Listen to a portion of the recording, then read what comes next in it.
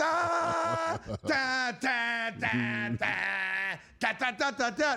Enjoy Game 5 tonight. We'll be all over the World Series tomorrow, and we'll get ready for Thursday Night Football. The Ravens back in action. Have a great day.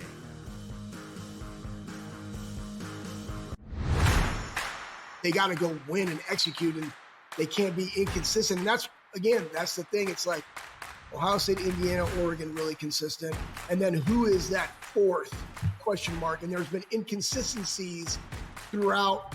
Hey, Michigan goes out to the West Coast and gets manhandled, and then they come back and then they win. Like, who's the consistent one that is the fourth? The Bobby Carpenter Show, only on SportsGrid.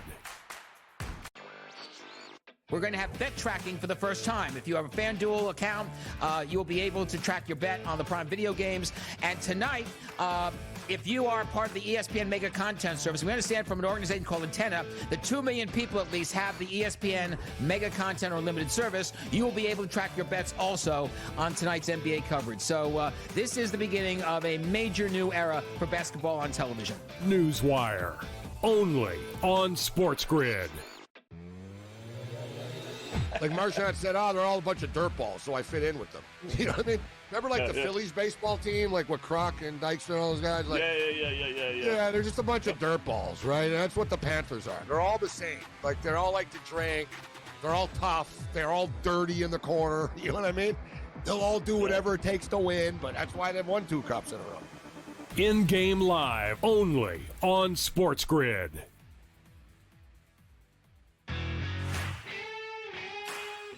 For him and Cignetti are the most Spurrier-like personalities, Spurrier-like head coaches, and Cignetti's locked up. And you know what? And Ole Miss could very well lock Lane Kiffin up, but he will always be a fighting under. At Ole Miss, you will always be a little bit of an underdog because of your play. At Florida, you don't ever have to be an underdog because of their resources. The Bowden Blitz, only on SportsGrid. Terry Rozier's $8 million tax lien plus fans won a Super Bowl holiday. Front Office Sports Today starts now.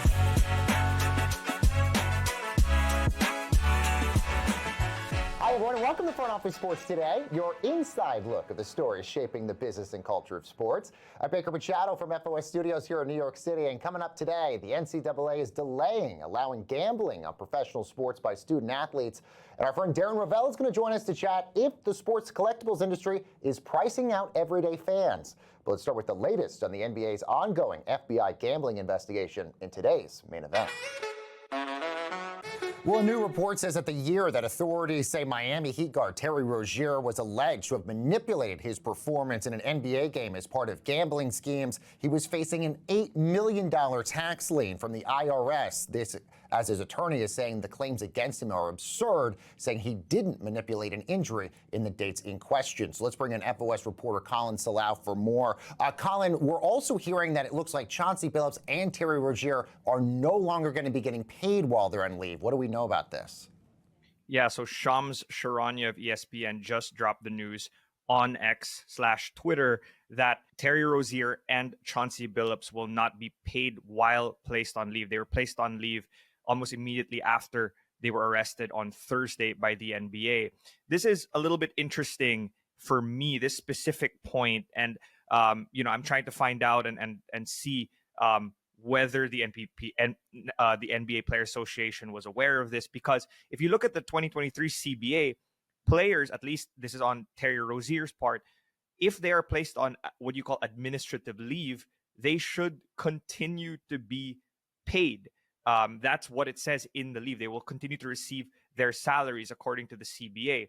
And so it is interesting because it's referred to as administrative leave in the CBA. That's what Adam Silver called it recently when he referred to Terry Rozier being on leave. But this report from Shams is obviously saying something different. It remains to be seen as well what's going to happen to Chauncey. But with that plus the $8 million tax lien, here's what I'll say. Adam Silver said it himself when he spoke to Cassidy Hubbarth on Prime Video on Friday. It certainly doesn't look good. No, it doesn't look good, but I'm curious if that $8 million tax lien, which, by the way, the IRS is saying that he had in 2023 when these alleged incidents happened, is that the smoking gun, then, that they're looking for here?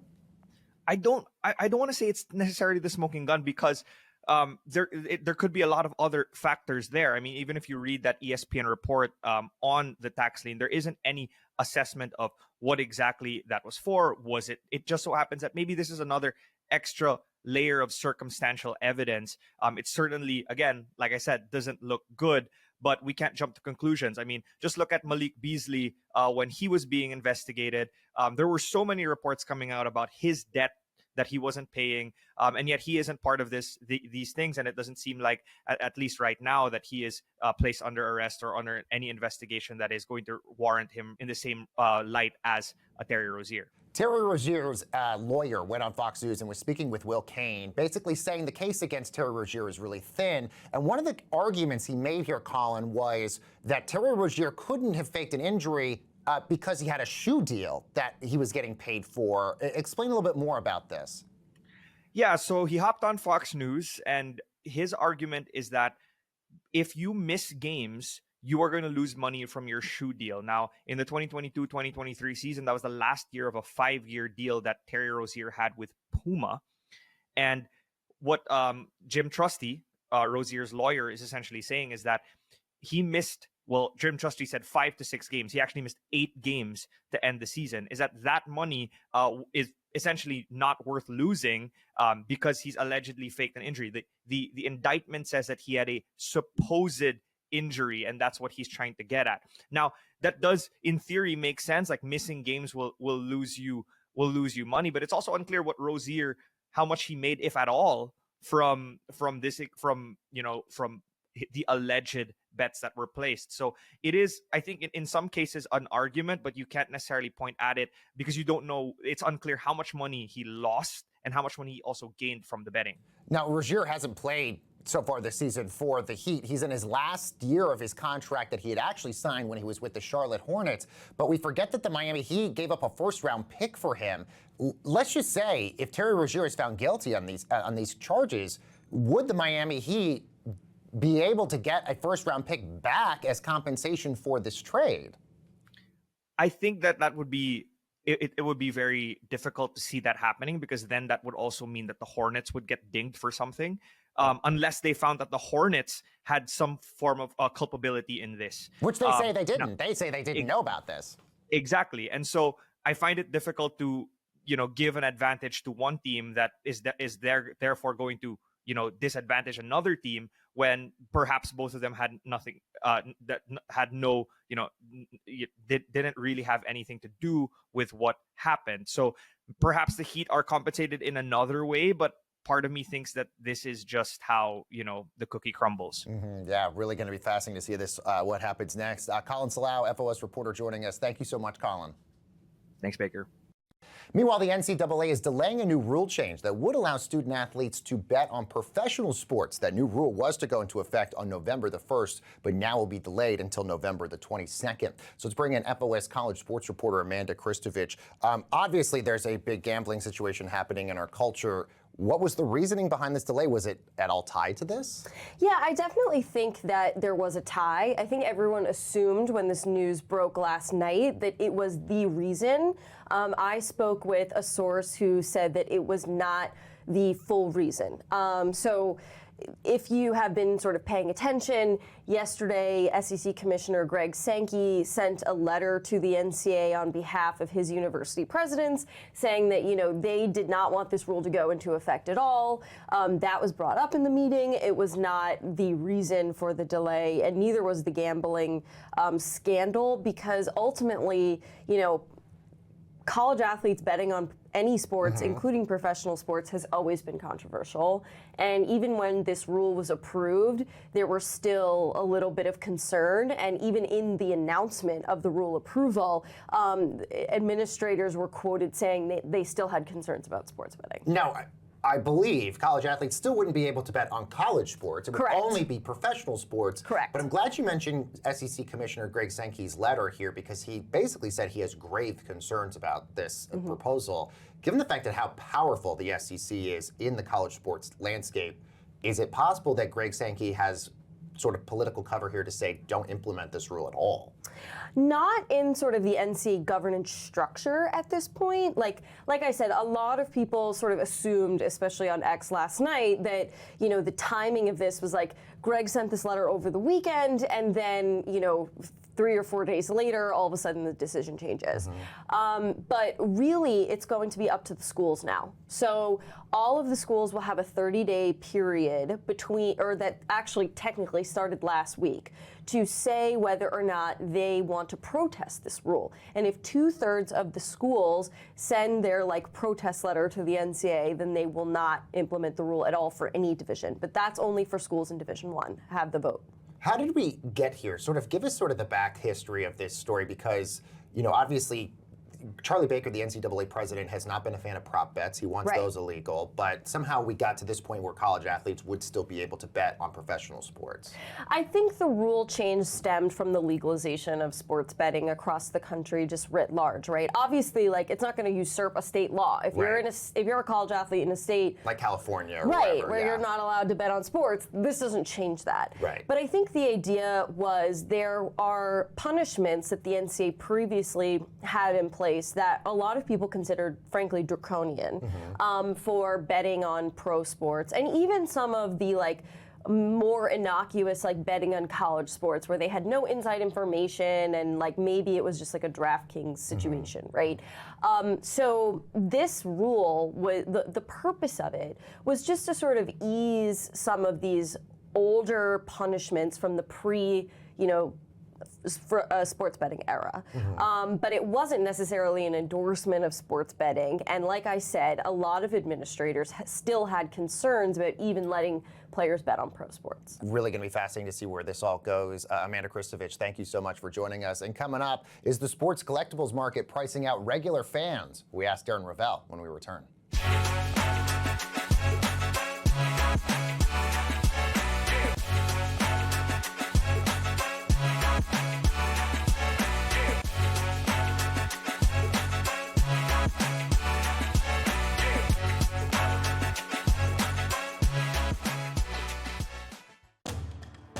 You just see Texas in any game, and again, Kentucky used to be able to put up points in the past. 43.5 is crazy because it just feels like Texas is going to come in and play really good defense and try to squeeze this game out. It'll be interesting to see because nothing got ailed from that victory last week. Texas is back. I'm just being facetious at this point. But if we see one of those performances 17-14 Texas. In the fourth quarter. Yeah, come on. Right? I mean, really. I mean, they got a gift last week. SportsGrid's College Football Today. Jamar Chase and T. Higgins. It looks like the Bengals fantasy pieces are back. What did you make of that Joe Flacco performance on Thursday night? Turning back time. Yeah, it was great for a guy like me with gray in the beard. I love seeing it. I love my representation. But at the end of the day, just from a wagering standpoint, if this continues, it'll give some consistency and it'll give some value back to those tools that you were mentioning on the Bengals. Fantasy Sports Today, only on SportsGrid. Defense is above average this year, and I think big picture they're going to be probably the most consistent moving forward. The problem I have is this guy, Trevor Lawrence, big picture. You got to take the good, the bad, and the ugly. And the ugly sometimes is real ugly. He is not comfortable in the pocket on a consistent basis, and that's a problem. Pro Football Today, only on SportsGrid. Very young team outside of Durant. They're going to be an impossible out in a 7-game series, and I'm predicting it right now. If the seeding lines up, you are getting the Thunder and the Rockets in the Western Conference Finals. There's not another team in the West that's going to be as good as the Rockets are when we get to playoff time. The Craig Carton Show, only on SportsGrid.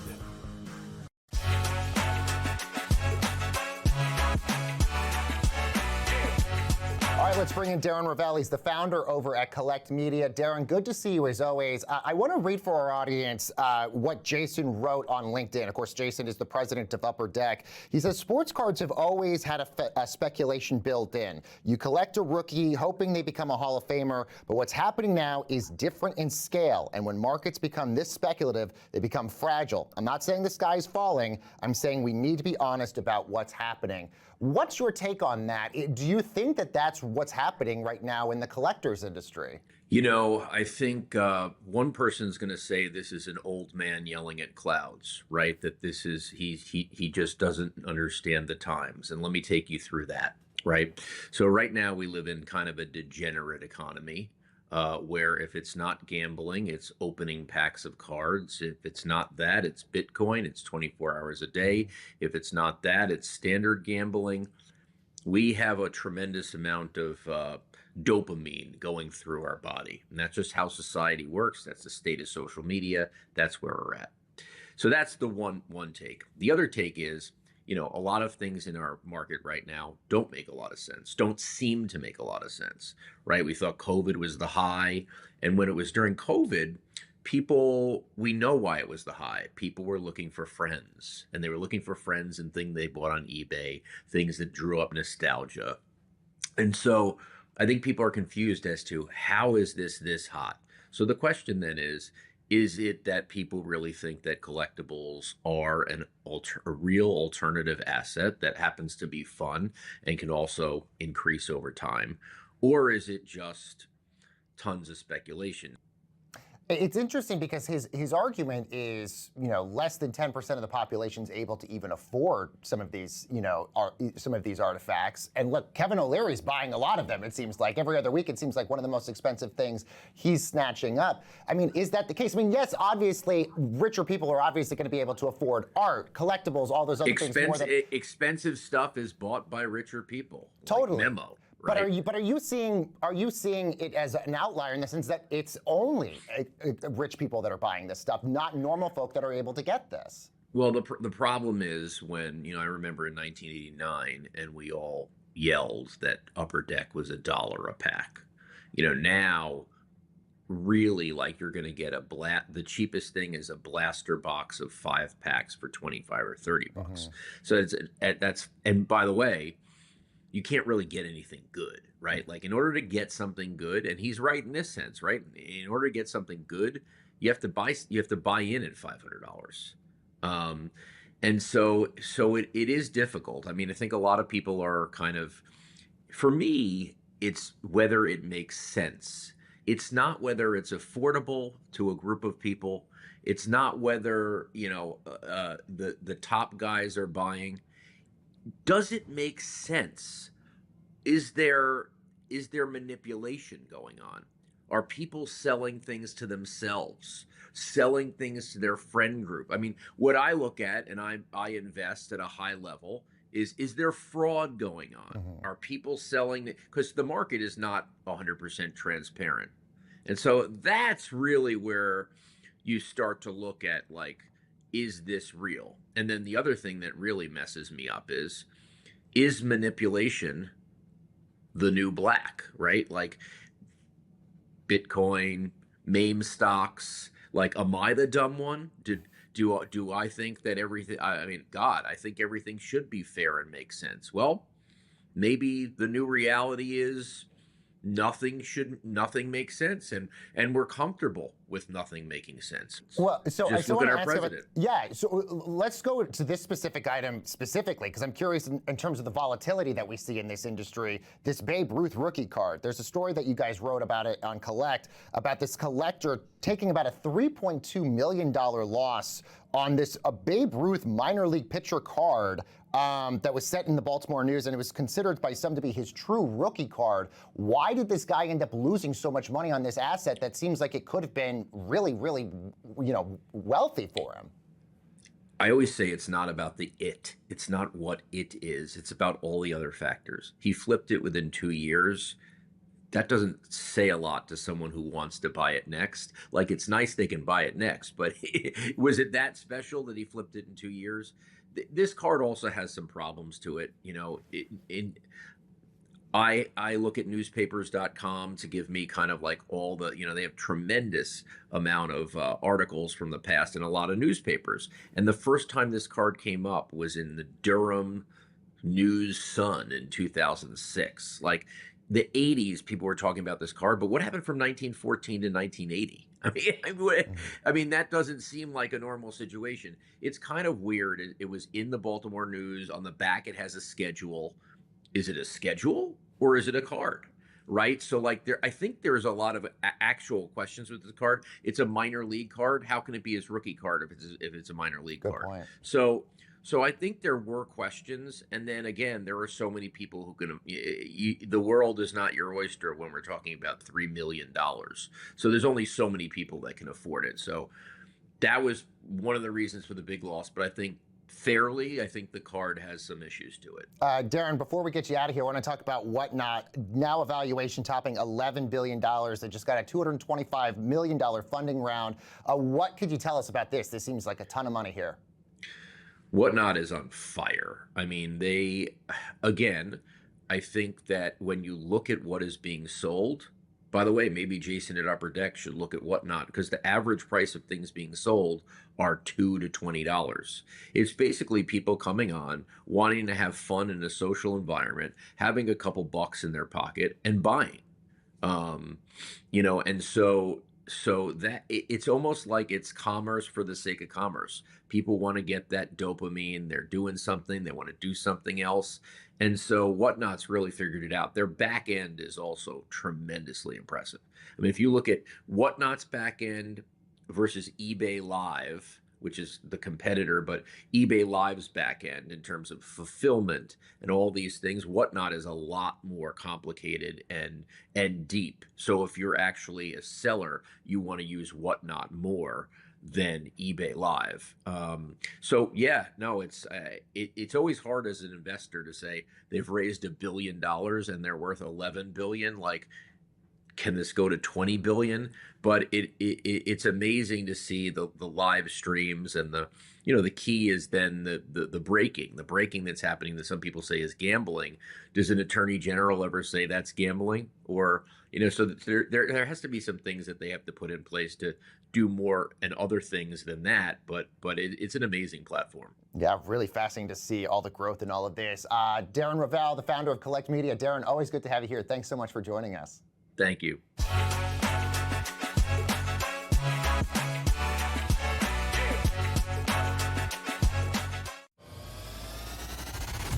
You see this team, and they're talking about A.J. Brown still. It's an injury. We want him. Are we going to ship him? This situation has to play out in the sense of, I think he wants to be there, but at the end of the day, you can't disrupt the locker room every single week. And the Eagles need him to be there if they're going to make a Super Bowl run. Pro Football Today, only on SportsGrid. The playoff matchups for Asher Genty are not great. We start to look ahead. I know it's early, but it's not that early. So Genty, I think, is still a better long-term guy than it is maybe a redraft situation, especially with the schedule maps out. But I don't see a lot of games where he's potentially in a situation where the Raiders are ahead and running the football a ton, if you know what I mean. It's kind of tough out there for the Las Vegas Raiders. Fantasy Sports Today, only on SportsGrid. Are they chanting? Is it over? Does They'll he accept be gone the by resignation? halftime. No, are they chanting fire, Brian, probably. and Kelly? Yeah, Clap, clap, it would clap, be clap, clap. warranted. It would be. I mean, you won a national championship in 2019. You're getting top 5, top 10 recruiting classes each and every year. You had the quarterback back to back to back to back. How many more chances are you going to get? I mean, really, what are we doing here? SportsGrid's College Football Today. Very young team outside of Durant. They're going to be an impossible out in a 7-game series, and I'm predicting it right now. If the seeding lines up, you are getting the Thunder and the Rockets in the Western Conference Finals. There's not another team in the West that's going to be as good as the Rockets are when we get to playoff time. The Craig Carton Show, only on SportsGrid. Welcome back, everyone, to Front Office Sports Today, and let's get you caught up on some of the other stories we're following over at the FOS Water Cooler. And with that, let's bring in from the control room our senior producer, John Shames. He's going to join me in chatting some of these stories. John, good to see you, man. Hey, buddy. How you doing? Did you make it through the full game last night? Much shorter than, of course, Game 3 was. I love a Game 4. And 2-2. Obviously, this is going to be an exciting World Series. Maybe we'll get 7 here. It looks great, man. I'm pulling hard for the Blue Jays. They've kind of been my, with no Mets, I've had to pick an AL team to root for, and obviously I'm never going to root for the Dodgers. So the Blue Jays have kind of been my darling throughout the playoffs. I feel like I'm kind of becoming one of them, one of their fans. So very exciting right now. Okay, we're going to talk, obviously, Game 5 tonight a little bit later, but let's start with an update on the WNBA CBA negotiations. That is, Front Office Sports' Annie Costabile reports that the league has proposed a 30-day extension that to continue discussing with players on a new collective bargaining agreement that expires on Friday. Now, Annie reports that under the right circumstances, the players would accept that extension, but, quote, those circumstances do not yet exist. Now, if both sides do not agree to an extension, negotiations can continue, but that would open the door for potential work stoppage, this in the form of a lockout initiated by the owners, or Shames, a strike initiated by the players here. But it all looks like we're probably going to get one of these, either a lockout or a strike here. Yeah, hopefully not. But as you mentioned, the important distinction is that while the WNBA has proposed this extension, that does not mean that the players' union and the players have agreed to the extension. And we should note the last time they had intense labor negotiations back in 2019, they had a 60-day extension before they got to a collective bargaining agreement. All right, meanwhile, NBC gave us our latest installment of Michael Jordan's Insights to Excellence this week during their NBA coverage. And this week, MJ admits he doesn't believe in player load management. That, of course, is where players take games off to rest their bodies over the course of the 82-game season. Jordan says he's not even a fan of players missing games, even if they're violently ill. He told Mike Tirico, quote, I never wanted to miss a game because it was an opportunity to prove. It was something that I felt like fans were there to watch me play. I want to impress that guy way up on the top who probably worked his butt off to get a ticket, to get money to buy that ticket. I mean, I guess it makes sense. I don't remember Michael Jordan missing a ton of games, but this is so intense for him. I mean, he only played under 70 games in 3 of his 15 years in the NBA. So that is an important thing to note. And of course, guys who have, given it their all and put their bodies on the line are going to support the next generation doing that too. But I don't know. I'm a huge NBA fan, Baker. I am pro load management because the NBA regular season is far too long, and guys are going to get injured if they're playing all 82 games, and then you have a watered down product for the playoffs. All right, let's talk about somebody that's getting paid. The Detroit Lions and Aiden Hutchinson have agreed on a new 4-year, $180 million contract extension, and this includes $141 million in guaranteed money. That's actually the highest amount of guaranteed money for a non-quarterback in the NFL, this according to ESPN's Adam Schefter.